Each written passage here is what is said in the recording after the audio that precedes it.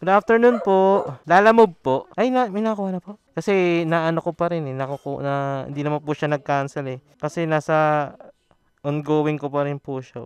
Bali parang na double book nyo po.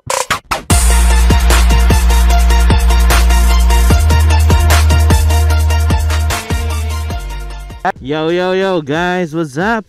DSV here, Lala Vinci here. And ito ulit, ito na yung magiging mga intro natin for today or sa mga upcoming vlogs. Kasi di pa naman tayo nakakapag long rides at busy rin tayo mag-grind para sa ating mga goals. Anyway, yun nga, ito may nakuha tayong booking. Pick upin lang natin to, then deliver. Pick up and deliver lang point natin for today. Grind. Siyempre, positivity pa rin. Kaya yun, manifesting good weather, manifesting more bookings, manifesting good session. Ang nangyari dyan, ba't kayo nagka-traffic? Dito lang naman siya, malapit lang naman yung pick up location, dito lang sa may Alapan. Ang ating pick up location ay sa Regal Homes. Kaso saan dito? Tatanong ko muna. Pagdating po sa court, pangalawang kanto kanan. Okay, thank you. Kaya pagdating sa court, kanan. Parang mali yata. Parang mali yata. Sakto. Good morning po. Lalamove po. Tapos pwede po makihingi na lang po sir ng sa gate pass po. Thank you po sir. Okay, we got the item. Buti na lang. Tapos yun, deliver na lang natin to. Yun din naman yung gusto ko sa sarili ko. Nagiging positibo ako kahit na mali-mali yung nagagawa natin. Kasi syempre positive attracts lang guys. Yan yung isa sa natutunan ko nitong mga nakarang taon. Na kung puro negative ang iniisip mo, na kung puro negative ang minamanifest mo kumbaga, puro ganun lang din mangyayari. Kaya eto, puro positive.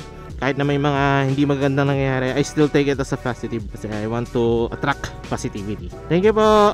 So let's go. Good morning po. Lalamove po. Bali 137 po. Thank you po ma'am. So na-deliver natin siya ng mga around 30 minutes din. Hindi na masama for that delivery fee. 130 minutes lang natin na-deliver sa ganong klaseng oras. But yun, ganun pa man. Hindi ko lang kung nasaan part ako ng Gen 3. Wait ulit tayo ng bookings kung ano man ang makuha natin.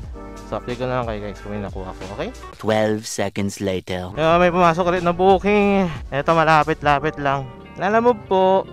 Carissa Homes po. Gusto niyo makita po yung license ko. Yan po yung license ko. Dito na lang sir siguro sa harapan yung isa. Kasakay lang ako sir. Pwede pa ba yan dito? Paabot na lang. Okay? Thank you. Thank you po. Sorry Abby at na push kita ngayon. Hindi ko expect na ganito karami yung papadala sa'yo. Actually yung ganito guys, pwede na natin i-cancelled. Kasi nga overloaded kumbaga. Medyo marami tayong dala-dala ngayon. So ingat-ingat. Just kaarte na lang para ma-deliver na natin ito na maayos. So yan guys, update ko na lang kayo kapag na-drop na natin itong item. Okay? Medyo marami-rami ito. Sana hindi ka mahulog. Sana hindi mahulog itong ating dala-dalang mga mangga tsaka mga frozen meats. Actually guys, yung ganito pwede ko sana i-cancel talaga sa totoo lang. Pero as long as kaya ko naman dalhin, sige lang, walang problema. Wag lang talaga yung sobrang bigat, sobrang laki ng mga item, yung talagang tipong mas malaki pa sa motor ko, yung gano'n. Pero syempre, kanya-kanyang diskarte pa rin yan kung paano nyo dadalhin yung isang bagay. Eto, so far, naman yata, tolerable naman, kakayanin ko na naman. Tas ang pa niyan, 90 pesos yung delivery fee. 90 pesos. Pero nakalagay naman sa note na magdadagdag naman daw siya. Tingnan na lang natin kung anong mangyayari. Basta ang akin lang is maging safe makarating tong items, tapos ma-deliver natin na maayos. Kaya hinahanap din pala kung ako din daw ba yung may-ari ng account ko sa Lalamove, and kung same din daw ba yung account name ko sa aking driver's license. Kasi may instances daw na nai-scam sila. Iba daw yung pangalan ng rider dun sa Lalamove app. Parang ganyan din kasi nangyayari ngayon May mga times na pinapagamit yung Lalamove account, tapos resulting sa yung iba nang i-scam, yung iba may pipick upin na item tapos itatakbo ganyan. Kasi di naman nila technically sariling account yung gamit-gamit nila. Mga instances na nai-scam. Like for example, itong client natin na-scam na daw. So naging lang talaga siya, naging careful. Good thing na lang din tayo, same pangalan natin, yung account tsaka yung ating driver's license. Kaya okay lang, tiwala sa atin yung client. Focus lang din muna sa biyahe kasi medyo loaded tayo ng ating dala-dala. Kaya update na lang kayo. kapag na-deliver na natin to. Sorry Abby, di ko in-expect na ganito ang magiging ano natin, deliver natin, pero alam ko kaya mo yan Abby. Alam ko kaya mo yan. So ayun guys, malapit na tayo sa drop off. Basically parang 30 minutes din natin biniyahe. Nakuha natin yung booking. Gusto ko na ma-drop to. Kasi hindi na komportable na mabigat ang ating daladala. Sana ma-drop na natin ito. Tapos magpapagas pa pala ako. Saan ko pa lalagay sir? Dito na lang. Picturean ko lang din po pala. Thank you po ma'am. Buti na lang din dinagdagan ni ma'am yung ating delivery fee na 90 pesos. Ginawa niya ang ganun. And I think okay na rin yun. Biruin mo kung 90 pesos yung delivery fee tapos ganun kabigat. Syempre in my opinion lang naman is parang lugi ka. Ang bigat ng item. Ganyan. Pero yun, salamat pa rin kay ma'am kasi binigyan niya tayo ng tips. But ganun pa man. Importante na-drop na natin. Tapos yun nga, papagas na ako, tapos hanap ulit tayo ng booking. So update ko na lang kayo, okay? Later. Yan guys, may nakuha ulit tayo ng booking after natin magpagas. And nagpa-full tank na nga pala ako kasi mura ng gas eh. Ganun pa man ito, yun nga, pick upin lang natin ng item. Tingnan natin kung anong item papadala sa atin. And then i-deliver natin sa Naik. Good morning po. Kay Kate, yan po ang dalawa. Tingnan natin kung hindi kaya to. Wait. Yeah.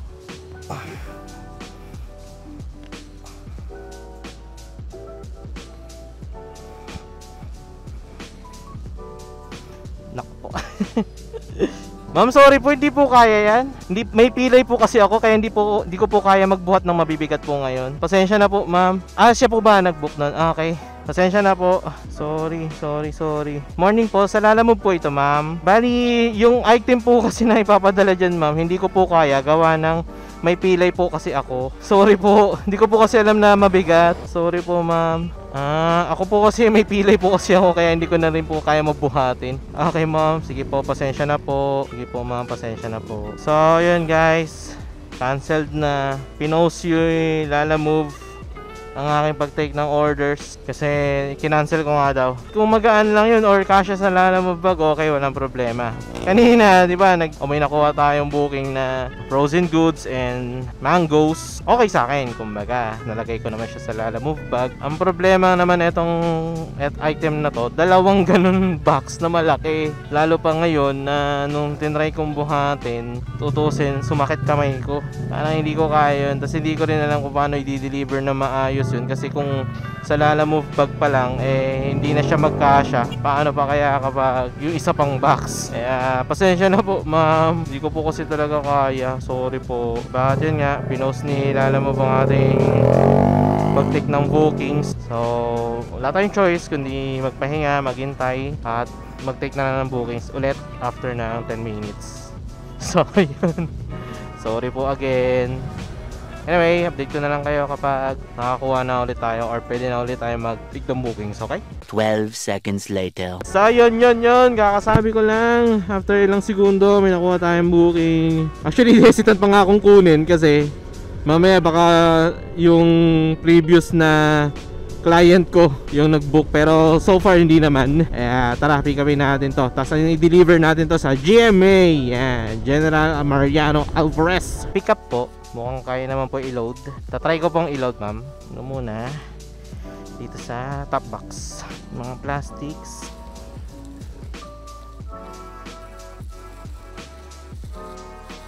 Pwede naman po ma'am, nakatayo ito eh. Pwede naman po. Okay.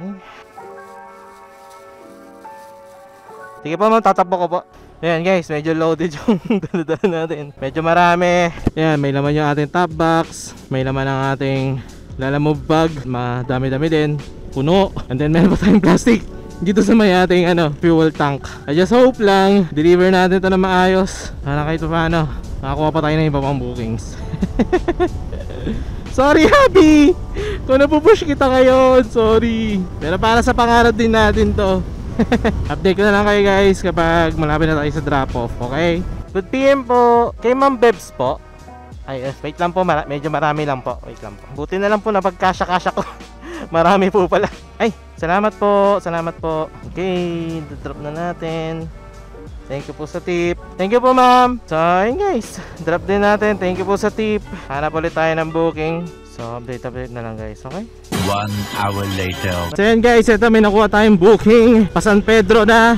Actually medyo malayo sa pickup location yung position ko. Importante sa akin hindi masiro. Ang lumalabas sa booking nung after ko madrop tong last na item, mga 8 kilometers, mga 6 kilometers, 10 kilometers, ganyan. Ang layo. Nung may nakita akong 5 kilometers mula sa distance ko, ako, sige kunin ko na. Total, ganun din naman eh. Kaysa gumapang ako sa mga lugar na wala kang kasiguraduhan, di ba? Kasi ganun minsan dati ginagawa ko. Like, kapag napunta ako sa location na parang konti lang yung mga nagbo-book or what, nag-iiba ako ng position, nag-iiba ako ng lugar. Maganda ngayon sa Lalamove, kahit na malayo sa pickup location mo, at least may pumapasok, pwede mong kunin, pwede mong tanggapin. Kaya kumbaga parang hindi ka talaga masisiro. So yun, tara, pick upin natin to. 3 kilometers, saglit lang to. Let's go! Good afternoon po. Lalamove po. Ay, may nakuha na po. Kasi naano ko pa rin eh. Hindi naman po siya nag-cancel eh. Kasi nasa ongoing ko pa rin po siya. Bali parang na double book nyo po. Nasa application nyo po ba yung ano? Pwede po kaya kayo na lang po mag-cancel. Tapos makikita nyo po yan. Ongoing pa rin po yung booking. Sige po sir, ano na lang po. Pahintay na lang din po yung ano. Salamat po. Sige po, sige po. So ayun guys. Sadly, parang nakabag double book yung client. So, nakuha na daw yung item. Samantalang ako papunta pala. Oh well, it is what it is. I just hope na lang na i-cancel na yung aking ongoing order. Kasi natatakot ako na ako mag-cancel. Baka maband ako ng Lalamove eh. Pinagamit nila sa akin yung account nila para mag-cancel ng order. Double booking kasi. It is what it is. Hanap na lang tayo ng booking. I just hope lang din talaga ma-cancel na itong ongoing order natin para makatake na tayo ng iba pang orders. And pwede naman siguro ako mag-take pa ng ibang orders. Just that natatakot ako syempre since first time ko nga ulit. Tingnan na lang natin mas sunod mangyari. Tapos sana ma-cancel na nga ng tuluyan itong ating order. Okay? Update ko na lang kayo. 15 minutes later. So yun guys, nakuha tayong booking papuntang Dasma naman. Good thing. Good thing may nakuha tayo. So puntahan lang natin to, pick upin natin. Hindi pa rin nakaka-cancel yung isang ongoing na bookings natin. I hope ma-cancel na yun para kahit paano hindi tayo masita ng Lalamove. Good afternoon po, Lalamove po. Ayan lang po. Okay, thank you po. Salamat po. May nakuha tayo dito booking going to Dasma. Thank you, thank you, thank you God. Kahit na may hindi magandang nangyari, kahit na may hassle tayo na experience dun sa previous bookings natin, ito naman at least meron tayong nakuha na papalik ng Dasma. Pwede magreklamo pero let's look at the brighter side pa rin talaga. Natin pangunahan ng ating ines at galit. More like may something na ganito mangyayari, hinisipan na lang ng iba pang way. Nakakalungkot na mangyari yung ganun, pero wala eh, ganun talaga. Kahit naman na pagsisihan pa natin, kahit naman na kainisan pa natin yung nangyari na yun, ganun na talaga eh. So focus na lang sa mga susunod pang ibang bookings. So yun, di-deliver ko lang to. Tapos kuha ulit tayo ng mga bookings. So update ko na lang kayo guys kapag na-deliver natin to. Okay? Dito ba yun? Tama ba to? Okay, hanapin natin tong location guys. Sa kabila pa. Okay, thank you. Wrong pin kasi guys. So parang kabila. Etong lugar na binabaybay ko, PH1. Sa PH2 tayo eh. Kasi nakalagay sa booking or sa address PH2. Sir, excuse lang po. Saan po ang Black Phase 2 po? Oo nga po eh. Napansin ko. Kala ko doon po sa dulo wala na. Thank you po sir. Okay na pa. Thank you po.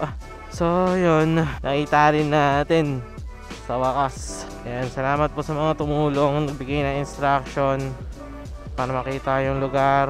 Hanap na lang ulit tayo ng panibago pang bookings dahil maaga pa. So tara, labas lang tayo dito sa subdivision. Tingnan na lang natin mga susunod na magiging bookings natin. Okay? Thank you po. Again, thank you po sa mga tumutulong sa akin para malaman yung mga lugar na pinupuntaan. Update na lang, okay? 2 very boring minutes later. So ayun guys, may nakuha pala tayong booking food. Kaka-pick up ko lang, puntang Naik. So ayun, tara, deliver lang natin to. Sana lang hindi ma-spoil yung food kasi spaghetti. Just hope na-deliver tayo ito na maayos. So let's go! Tayo sa drop off. Grabe, isang oras din ang biniyahe ko. mula Dasma to Naik. Good thing hindi ganun ka-traffic, and sana hindi na spoil yung item or yung pagkain para mas ma-enjoy pa nila tong pagkain na to. In regards naman sa booking guys, so far wala akong naririnig na nagpo-pot-pot dito. Wala akong naririnig na nagpo-pot-pot dito sa Naik. So possible lang gawin ko nito, gagapang ako pabalik ng Tanza para may makuwang bookings. And dito na ba yun? Good afternoon po sir. Nandito na po ako sa drop-off location. Saan po kayo banda? Container van. Ito po ba yung parang along the highway tapos may parang factory? Papasok po ba ako dito sa ano sir? Dito po sa parang construction area? Saan po ba kayo sir? Saan po ba kayo? Dito lang naman. Okay. Picturean ko lang po yung item. Based lang din po kasi ako sa Google Maps. Thank you po. Salamat po sir. Okay, na-drop na natin. Like I've said, since wala ako narinig na pot-pot dito sa Naik, magagapang tayo pabalik ng Tanza. Then from Tanza, tingnan natin kung may makukuha tayong booking. And speaking of Tanza, may pumasok na Tanza.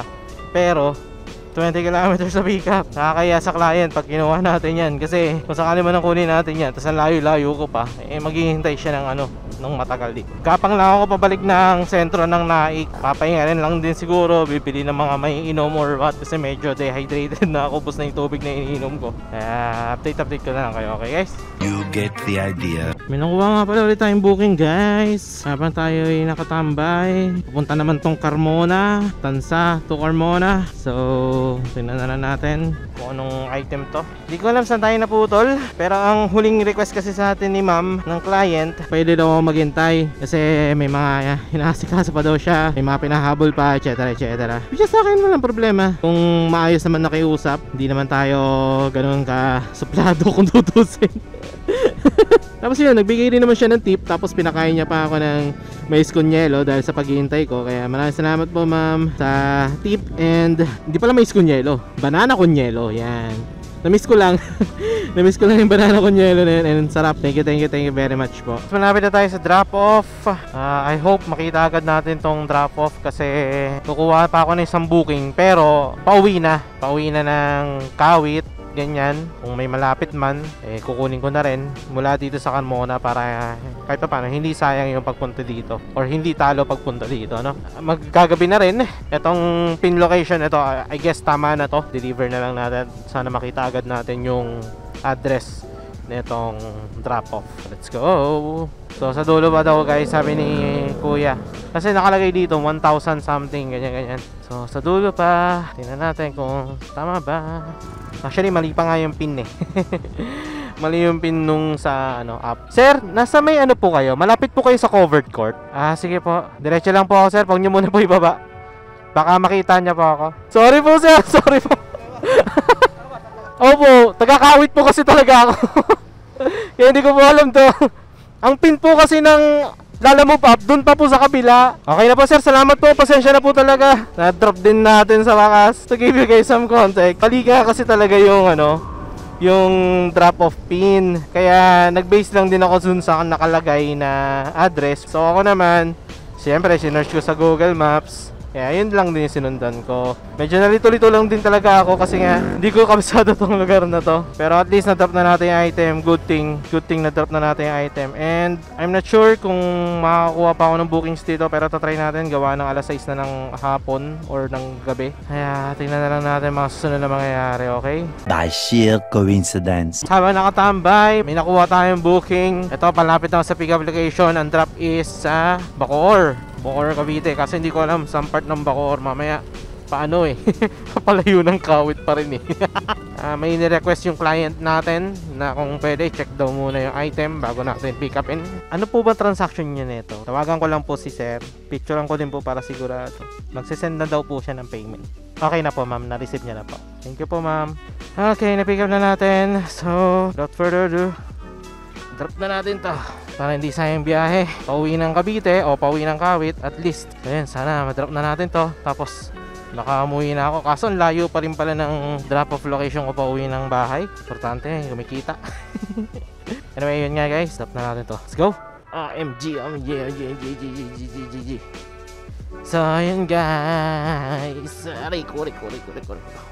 Oras na, alas 8 na. Nakapag-drop na tayo dito. Tapos hindi ko akalain na ganito kalayo pala yung drop off. Hindi ka na-expect. Yung pinasukan ko kasi kanina sa may Camellia, tapos akala ko doon na lang. Sabay nagugulat ako sa mapa, lumalayo pa. Kasi nga, nandito sila sa dulo ng Camellia na hindi ko alam kung anong tawag sa subdivision na to. Pero ayun, buti na lang din, na-drop na natin. Safe naman natin na-drop yung item. Kaya ito, papalabas muna ako. Palabas muna ako ng lugar na to. Tapos saka ulit ako kukuha ng booking pauwi ng Cavite, pauwi ng Kawit. Pero baka hindi ko na rin i-vlog yun guys, kasi yun nga, tikita nyo naman, gabi na. Tapos anong oras na rin. At the same time, masyado na mahaba tong vlog natin. Siguro hanap na lang booking pauwi. Kung wala, edi uwi na ako. So far, okay na rin naman yung kinita natin. Kahit na ginabi na tayo sa paglalala move, okay lang naman. Importante may kinikita, diba? So yun, dito ko na lang tatapusin ang vlog. Pero bago ko tapusin, thank you God for this day, para sa blessings na nakuha ko. May mga hassle, may mga cancellations, may mga double booking, pero hindi nyo pa rin ako pinabayaan. Binigyan nyo pa rin ako ng mga magandang bookings at ako'y kumita ng pera. Thank you very much din. At safe akong nasa biyahe kahit na may mga near misses. Ang mahiling ko na lang po ngayon is bigyan nyo po ako ng booking na makakauwi ng Kawit. Pero kung wala, okay lang naman po. Wala po akong makuha booking pa balik or pauwi ng Kawit, okay lang naman po. Ganun pa man, sa inyo guys, maraming salamat sa binibigay nyo suporta sa akin. Kayo yung isang reason kung ba't ako nagpapatuloy pa. I guess dito ko natatapusin ng vlog. Maraming salamat sa pag-note, sa pag-like, sa pag-share. Maraming salamat sa pag-comment. You all know the drill. Ride safe. Peace out. Di ako makapag-peace out, sorry. Dilim eh. Sorry na. Hoping lang na may makakuha tayong booking pauwi ng Kawit.